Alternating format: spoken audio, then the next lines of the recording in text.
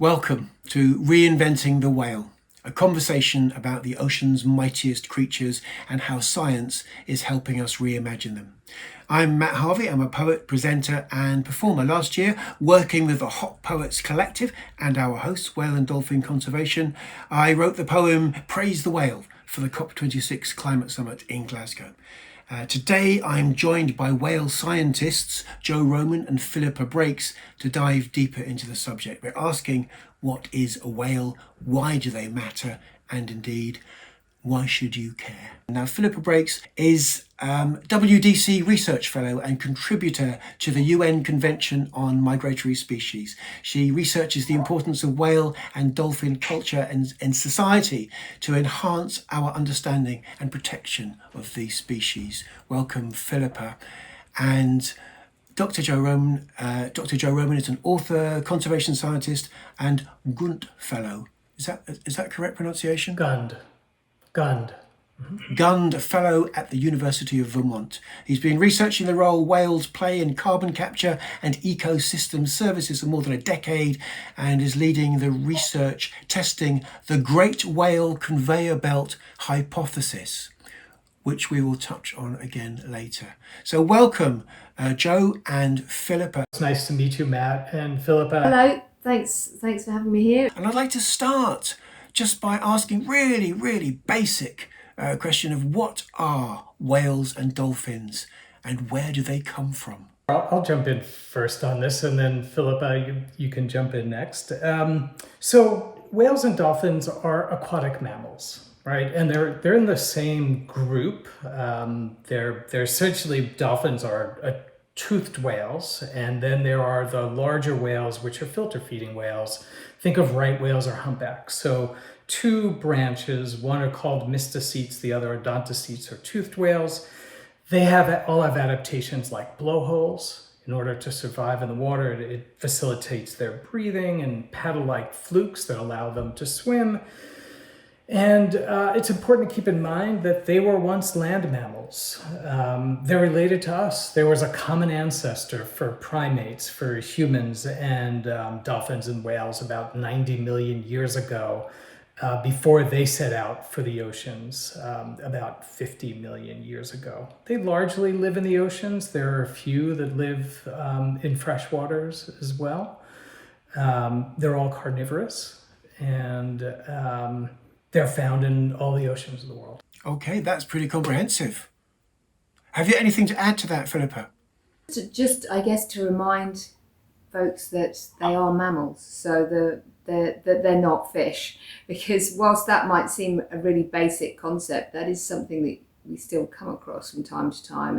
And the fact that they are mammals and that they live in the sea and that they have offspring, low numbers of offspring that they dedicate a lot of time to raising, is one of the many ways in which they're quite similar to us. Obviously, they're very different to us because they live in the water, but this dedication to raising their offspring and the commitment, biological commitment that they have to make to be able to achieve that and pass on their genes is really not very dissimilar to the way that humans propagate too.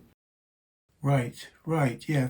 I mean, there's so much obviously I don't know already, but I didn't really know that we share these common ancestors, and it was, when did you say they took to the oceans? Was it 50 million years ago? That's right. About the earliest records are about 50 million years ago, when whales are related to other what we call artiodactyls. So they're actually closest relatives are hippos. They're also related to giraffes and cows.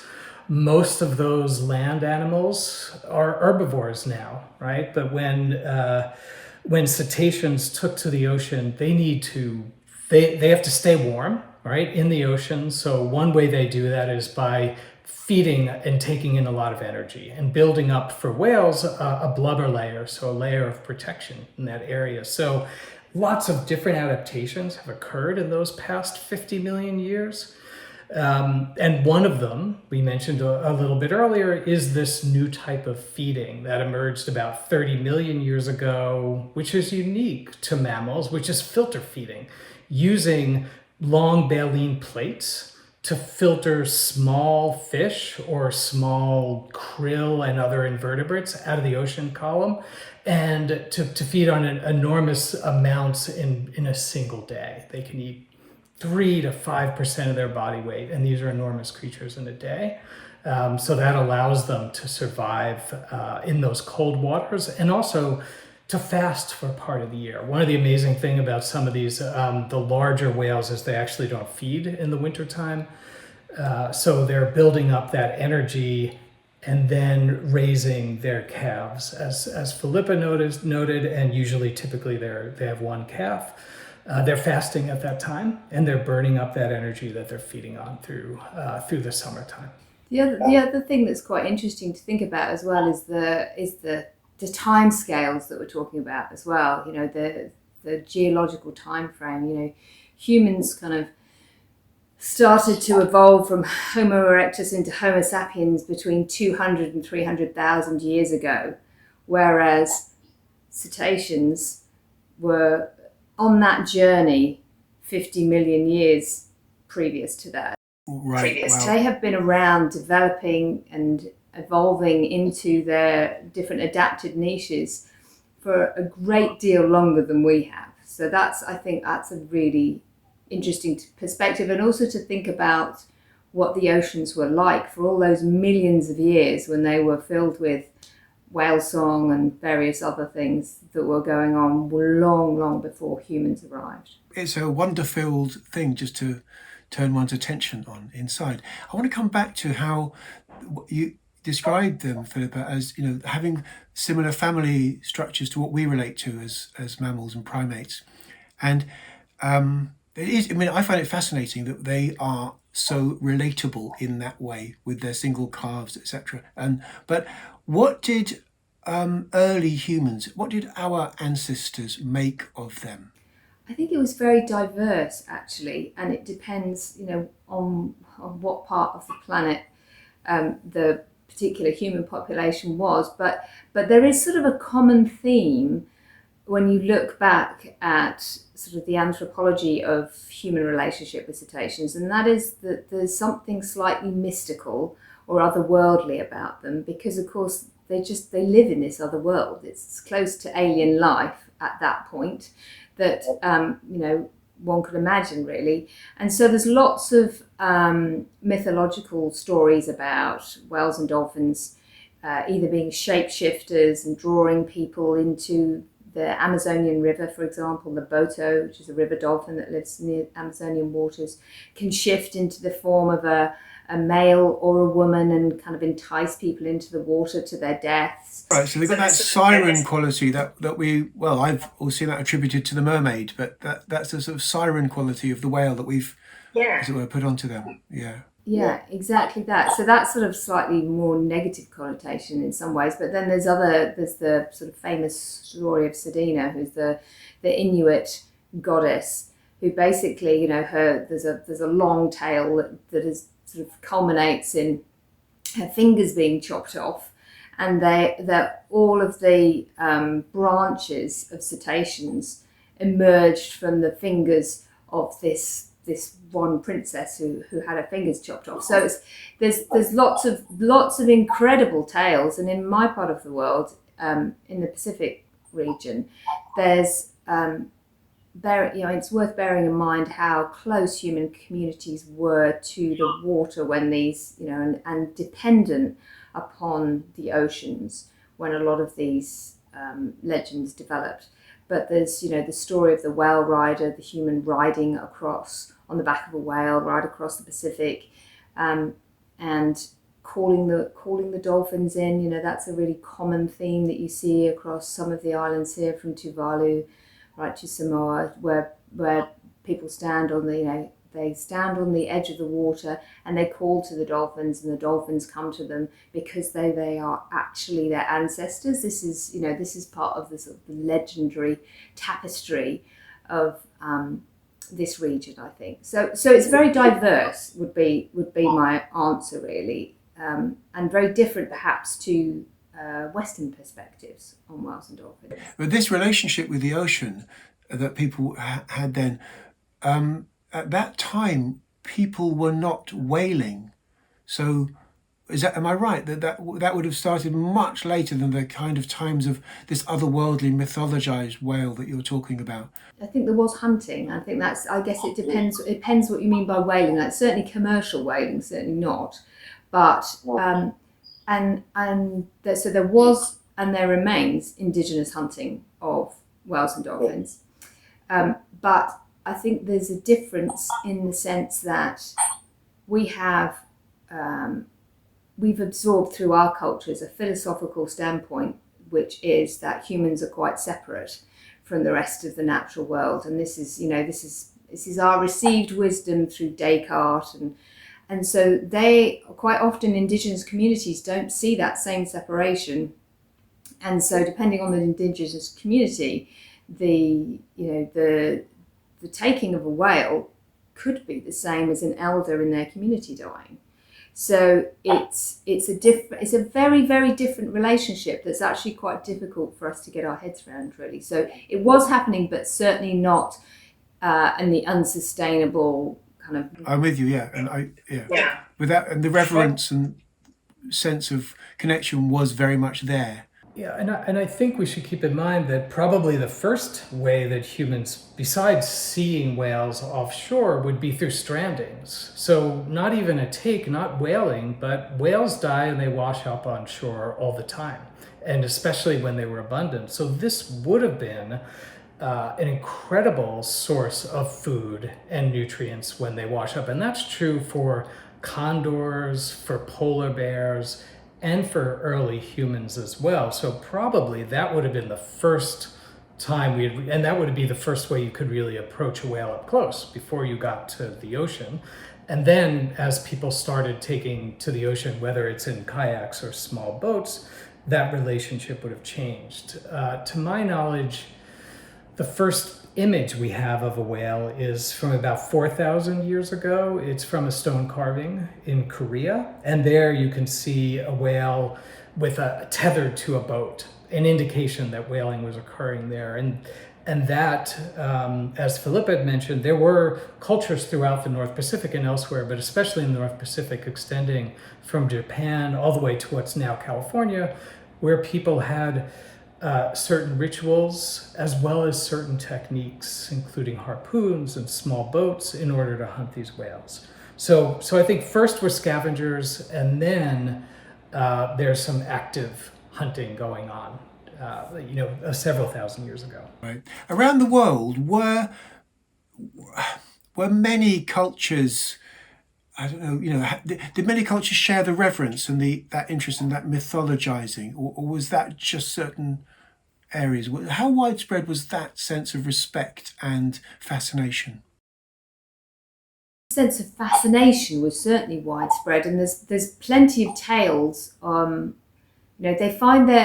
Cetaceans find their way into human cultural history in many, many different parts of the world. So I would say it was pretty widespread, the fascination, and quite often that resulted in reverence. And I think it is because of this sort of otherworldliness, apparent otherworldliness. And until humans were able to get on the sea and follow them and figure out what they were doing, they would have seemed very strange, wouldn't they? They would have seemed kind of very unobtainable, I would think, unless they stranded. For most of human history, we'd only have observed what the whales did at the surface, which is really not the most interesting part of their lives. They're breathing, they're digesting, they're resting, but they're feeding, they're breeding, they're making sounds. Their lives are all subsurface. So we really get only a superficial understanding of whales early on, and that's probably where a lot of those myths came from. One, they're huge, but so you can think of stories like the whale as an island, Sinbad, as well as Brendan the Navigator, both have stories of landing on a barren island, lighting a fire, and then the island comes alive and they're actually on the back of a whale. And those are two that I can think of. There are several others. And then something like, whether it was a whale or not, Jonah and the whale are being swallowed by a monster, by a leviathan, and that's one that we've also continued all the way to Pinocchio. So there are certain storylines that have emerged from from these whales that many of us know since we were kids. As we come inch toward the present, at some point we began this large-scale assault, as it were. We began hunting whales in earnest. It became a commercial, ultimately unsustainable practice, but we humans began to hunt whales on a very large scale. When did this begin? From my knowledge, traditionally we would have thought about 1000 AD. So Basque whaling began around that time, and the earliest receipt we have for whale meat dates from around that time. And that's how I would have traditionally told that story. But as people have been looking at archaeological records, they've been finding evidence that there may have been commercial whaling during the Roman Empire as well. So I think that 1000 is a bare minimum, and things really started to change around that time. I mean, Basque whaling becomes pretty intense, and it's a different type of whaling than Philippa was talking about in say the North Pacific or in the Pacific, in that it was intense. It was never intended to be sustainable. You were taking as many whales out as you could. You were making a profit. When the whales declined, you went somewhere else, or you went after a different species, and there was that serial depletion, which there wasn't a moral repugnance against that. That's how business worked at that point, where people would go to other places, train other cultures. So you're starting commercial whaling in, off the coast of France and Spain, but Norway, England, the Netherlands, the United States, and many other places starting in the North Atlantic, expand out around the world. Originally it's coastal. Then it becomes more pelagic. It becomes offshore, where you can it's for oil. First it's for meat, then it's for oil, so you can actually render the oil offshore. And then, when we're getting to the 20th century, you have entire factories that are at sea in the southern hemisphere. So you can take whales in constantly, and you see depletion of many species across that 1000 years of that time.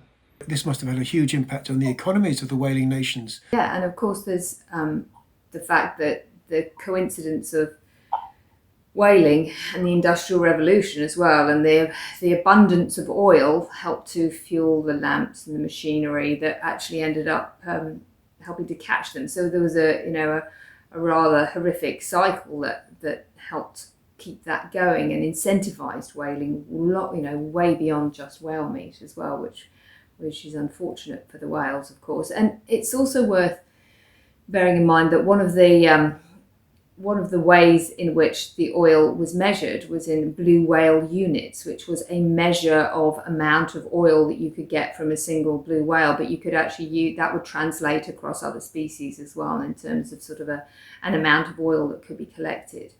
So, which is, quite with today's lenses on, that's quite a grim way to think of another species. How did the whalers feel about killing whales? How did they relate to the whale, as a sentient being or just as a commodity? It's a tough question. Certainly, looking over the journals of the whalers, they were thinking like sailors always. They were thinking about the food they were eating. They were thinking about the money they were making when they were going to port. Really, honestly, the whales were not, if you read many of the journals, that the whales were just a commodity, and they weren't really the focus. It was when you got home, when you had enough oil. And we didn't even mention, I was talking about filter feeders, the value of baleen. So the baleen plates, they were so valuable, for example, for bowhead whales, which have very, almost 10-meter baleen plates. This was like the early form of plastic or spring steel, used from everything from umbrellas to bed springs to women's corsets. And it was incredibly valuable. One bowhead could pay for an entire cruise going from Europe or from North America all the way around to the Pacific and back. Of course, they wanted more, but it was that valuable. So in my view, people weren't spending a lot of time thinking about that. You have Melville talking about how barbaric the harpoon looks. There are writers who mention some concern about it, but really, even if you look at something like scrimshaw, which is artwork that men did on the ships while they were waiting, they were carving either on whale bone or on whale teeth. They rarely depict the whale. They're mostly depicting the people back home or the ship or the sights that they've seen on that. Philippa might have another view on that. Well, I think it's variable, isn't it? And I have a little quote here actually, which is quite famous, which is from a ship's physician. I think it's during the 1800s, called Dr. Harry Lilly, and you have to put my spectacles on to be able to read it. And he said, if we can imagine a horse having 2 or 3 explosive spears stuck in its stomach and being made to pull a butcher's truck through the streets of London while it pours blood into the gutters, we shall have an idea of the method of killing. The gunners themselves admit that if whales could scream, the industry would surely stop, for nobody would be able to stand it.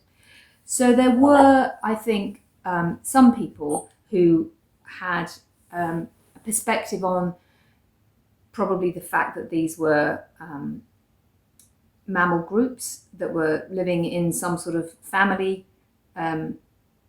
aggregation, and that they probably would be experiencing pain in a similar way to the ways in which you might expect for terrestrial mammals. So, but I think, as Joe said, it was business. You know, if you arguably put yourself in the shoes of a 19th century whaler, and if you were able to see incredible things happening in your hometown as the result of whale oil, that's a different perspective. It's a little bit like, I think it's a little bit like us trying to detach ourselves. You know, the future human generations will be wondering about our relationship with social media and the internet and things like that. And I think it's quite similar. You know, we can judge with hindsight, but actually, I think people would have had maybe quite a mixed relationship with them, and maybe only the more enlightened might have actually thought about what it felt like from the whale's perspective.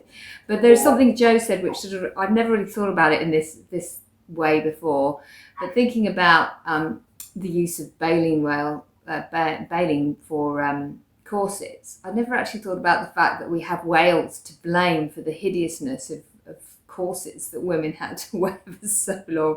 But that's, you know, so that again, that's an interesting sort of cultural tangent that humans went down, a fashion route that we went down. Thanks very much to. We wouldn't have gone down that without the baleen.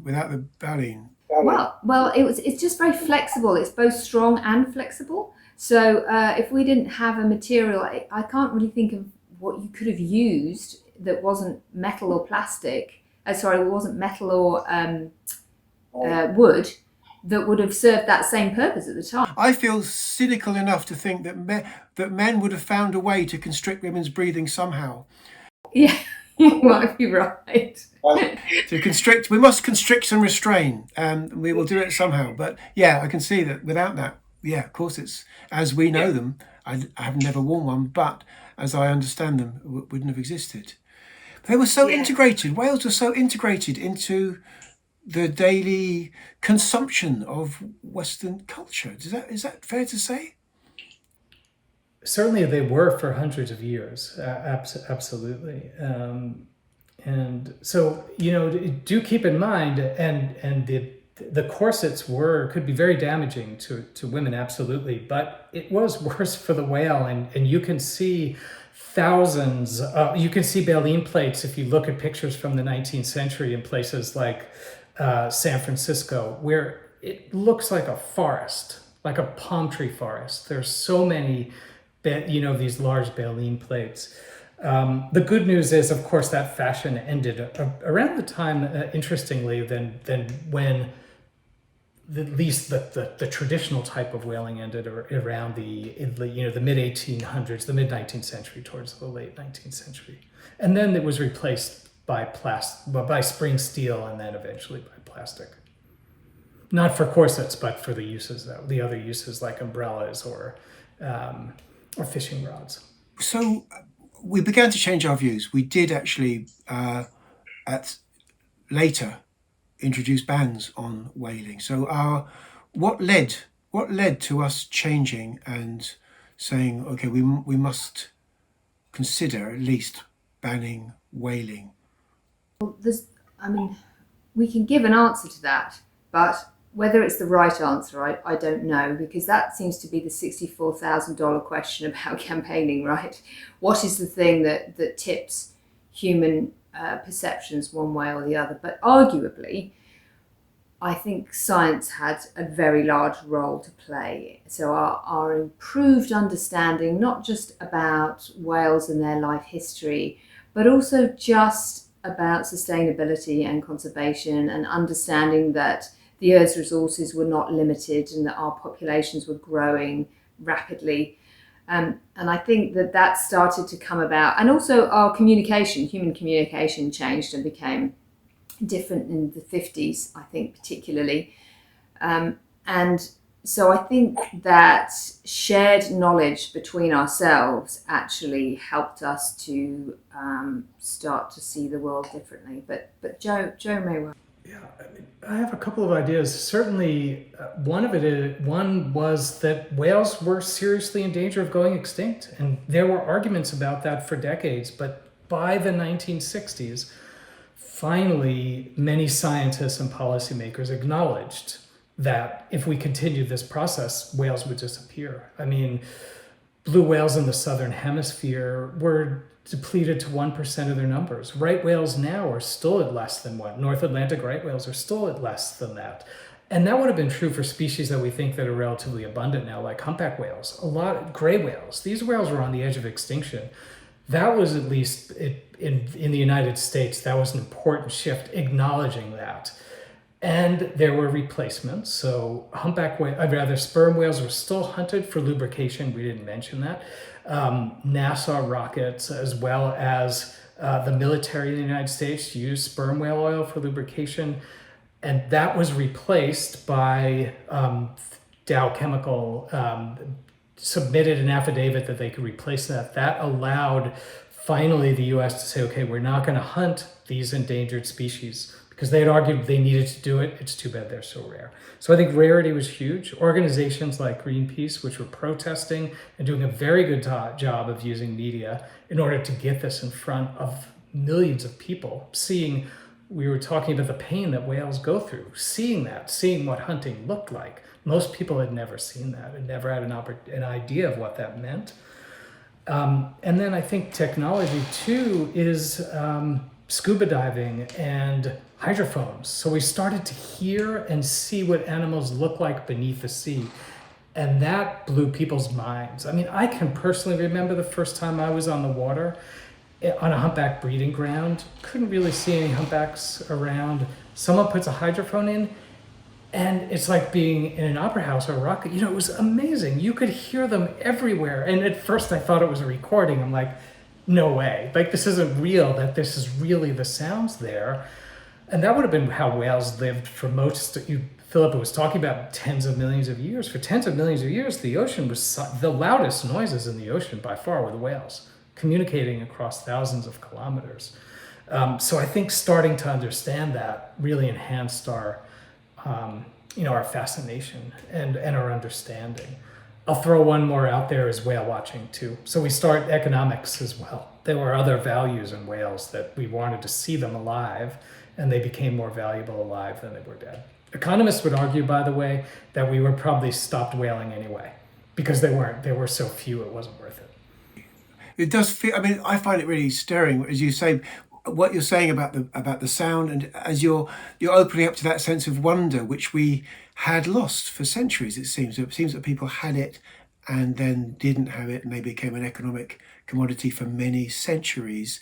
And partly, is it fair to say, partly a kind of enlightened self-interest, partly a kind of sheer shock at the extent of what we were doing, but partly also people beginning to realize the kind of intrinsic beauty and worth of all. Is that fair to say that there wasn't just the extrinsic value, but the people we were collectively, perhaps, or maybe just the kind of the sensitive tendrils of some scientists who were exposed to that sense of beauty and wonder? Mm-hmm. I believe so. The initial legislation in the United States, Marine Mammal Protection Act and Endangered Species Act, explicitly acknowledge the conflict between economic development and protecting species. They're open about that. It's true, that there was that conflict, and then it put forward that it was important to save these species. In that case, it was marine mammals, and then it was vertebrates and invertebrates and plants. We had a moral obligation to protect these species, and that we would, that there would be an economic cost even to that change. Right, because for me, growing up, the whale was a wonderful creature in stories and myths, and I remember being at school, being aware of it.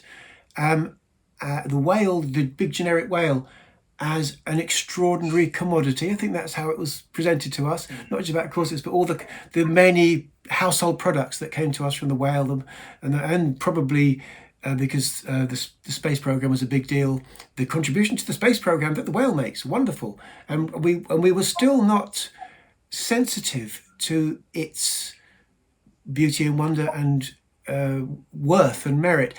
But as I got older, it really changed. The Save the Whale thing came in, and people were also making their crystal dolphin medallions and feeling this connection and swimming with dolphins, and there was all sorts of but with the pendulum swung, and a lot of people were turning whales into guru figures, as it were. There are these mystical entities, as perhaps they had been millennia before. But that was I don't know. I'm just remarkable. It was quite a remarkable turnaround in the public perception. And it's really what we're talking about is human cultural evolution, right? So the world is a really lovely way to look at human cultural evolution, and how we often use information and evidence in our generally speaking secular Western cultural perspectives are based on evidence.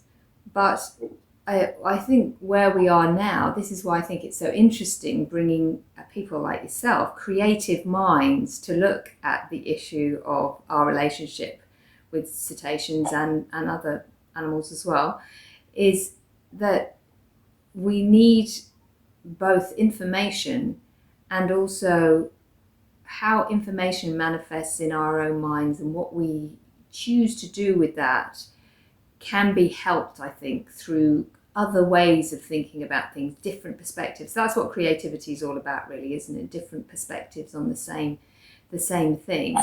And so I think science has an incredibly important role to play, obviously, in helping us understand the natural world. But creativity has another role, which helps us to sort of look at the information that we have in different ways and beyond necessarily the constrained frameworks of science. Because science is, to me, is sort of a ladder that we use to climb and understand the world. But actually, we need other ways of looking from the ladder at the world around us to be able to put it all together and think about what it means within the moral framework of what it means to be human beings and how we relate to others. So, yeah. I mean, as a someone working in the arts, I'm aware of not having to prove anything.